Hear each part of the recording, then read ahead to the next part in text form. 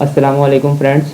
तो आज मैं आपको बताऊंगा कि हम एक्सेल के अंदर मिनिमम वैल्यूज़, मैक्सिमम वैल्यूज़ और एवरेज वगैरह को किस तरीके से काउंट कर सकें। तो अपने एक्सेल की तरफ चलता हूँ, एक्सेल के अंदर चलते हैं और एक्सेल के अंदर जाके मिनिमम और मैक्सिमम वैल्यूज़ को देखते हैं कि किस तरीके से हम मिनिमम और मैक्सिमम वैल्यूज़ को फाइंड कर सकते हैं। यहाँ पे अगर मुझे कोई मिनिमम वैल्यूज़ फाइंड करनी हो तो मैं कोई ना कोई वैल्यूज़ ले लेता हूँ, रेंडमली वैल्यूज़ ले लेता हूँ अपने हिसाब से।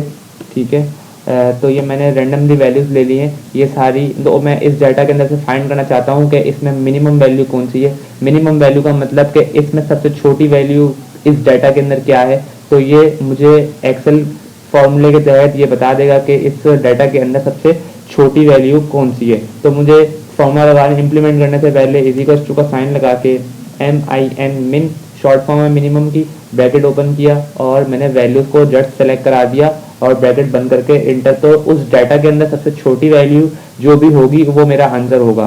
ठीक है, अगर मैं पीछे से वैल्यूज का मिनिमम या कोई भी वैल्यू को छोटा करता हूँ या कोई भी एडजस्ट करता हूँ तो उससे मेरा आंसर में फर्क आएगा कि ये छोटा, अब ये वाली मिनिमम वैल्यू हो गई। पहले 14 थी इस पूरे डाटा में, अब 10 मिनिमम वैल्यू है। इसी तरह से अगर मैं मैक्सिमम वैल्यू फाइंड करना चाहता हूँ, मैक्सिमम वैल्यूज का मतलब ये होता है कि इस डाटा में से हम मैक्सिमम वैल्यूज को बड़ी वैल्यू कौन सी है इस डाटा के अंदर, तो वो फाइंड करके बताएगा। तो मैं यहाँ पे इजिकल्स टू मैक्स लगाऊंगा, मैक्स इसकी मैक्सिमम की शॉर्ट फॉर्म है। मैं ब्रैकेट ओपन करूंगा और मैं इन वैल्यूज को सिलेक्ट करा दूंगा। तो ये मुझे बता देगा कि इस डाटा के अंदर मेरा सबसे बड़ी वैल्यू कौन सी है। तो ये मुझे बता रहा है कि ये 98 आपकी सबसे बड़ी वैल्यू है। इसी तरह से अगर मैं काउंट करना चाहूँ कि मेरे पास डाटा कितनी वैल्यूज के ऊपर मुश्तमिल है तो वो भी मैं काउंट कर सकता हूँ। जैसे कि अगर मैं रैंडमली वैल्यू ले लूँ तो मुझे ये बता देगा कंप्यूटर, यहाँ एक्सेल मुझे बता देगा कि मेरे पास ये डाटा के अंदर कितनी वैल्यूज हैं, वो मुझे काउंट करके बता देगा। ठीक है, तो काउंट करने के लिए मेरे पास इजिकल्स टू काउंट का फॉर्मूला है COU into count. Bracket open करेंगे और इन वैल्यूज को जस्ट सेलेक्ट करा के ब्रैकेट बंद कर देंगे तो इस डाटा के अंदर कितनी वैल्यूज हैं वो बता देगा। 1 2 3 4 5, तो 5 वैल्यू हैं। देखिए काउंट और बच्चे काउंट और सम में कंफ्यूज हो जाते हैं। काउंट का मतलब होता है गिनना और सम का मतलब होता है जमा करना। तो ये बात का ख्याल रखिएगा कि काउंट आपको डाटा के अंदर जितनी भी वैल्यूज हैं वो गिन के बताएगा और जो सम है वो डाटा के अंदर जितनी भी वैल्यू है उनको प्लस करके बताएगा। इसी तरह से मेरे पास यहाँ पे एक फॉर्मूला आ जाता है परसेंटेज का। जैसे कि अगर मैं लेट सपोज कि अगर मेरे पास परसेंटेज निकालनी है मुझे, तो मैं किस तरीके से परसेंटेज निकाल सकता हूँ। जैसे कि अगर मेरे पास थ्री सब्जेक्ट्स हैं और 3 सब्जेक्ट्स के मार्क्स हैं। ठीक है, मार्क्स हैं जैसे कि एक सब्जेक्ट में 45 हैं और दूसरे सब्जेक्ट में 50 हैं और तीसरे सब्जेक्ट में 70 मार्क्स हैं। अब ये जो मार्क्स हैं ये मेरे 75 में से दिए गए हैं। ठीक है, तो ये जो वैल्यूज हैं ये 70 में 75 में से ये 45, 75 में से ये 50 और ये 75 में से 70 मार्क्स इसने लिए हैं। और तो हमारे पास परसेंटेज का फॉर्मूला ये होता है कि हम इजिकल्स टू लगा के इनको जमा कर देते हैं और जमा करने के बाद डिवाइड करा देते हैं ओरिजिनल वैल्यू से। ओरिजिनल वैल्यू क्या, इन 3 सब्जेक्ट की ओरिजिनल वैल्यू थी 75 75 75। तो 75 75 75 कितने होते हैं ये मैं चेक कर लेता हूँ।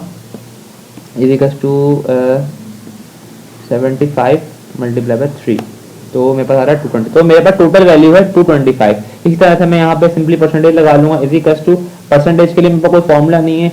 जन 10 मेरे को इसको क्या करना पड़ेगा, पहले सम कर लेना पड़ेगा इन वैल्यूज को मैं सम कर लूंगा और इन वैल्यूज को सम करके एक जगह रख लूंगा। उसके बाद मैं यहाँ पे क्या करूंगा, लगाऊंगा परसेंटेज। परसेंटेज के लिए मेरे पास जितनी भी वैल्यू, जो भी इसका बच्चे का जितना भी नंबर आए हैं वो टोटल डिवाइडेड का साइन लगाऊंगा। कितने में से आए, 225 में से इसने लिए थे और परसेंटेज हमें हमेशा 100 में से मिलती है तो मैं इसको 100 से मल्टीप्लाई करूँ तो ये इस बच्चे की परसेंटेज आ गई कि ये 73.33 है।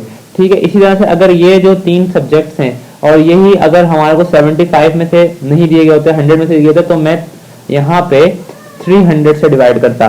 क्यों, क्योंकि हर सब्जेक्ट का 100 नंबर था तो 300 से डिवाइड होता।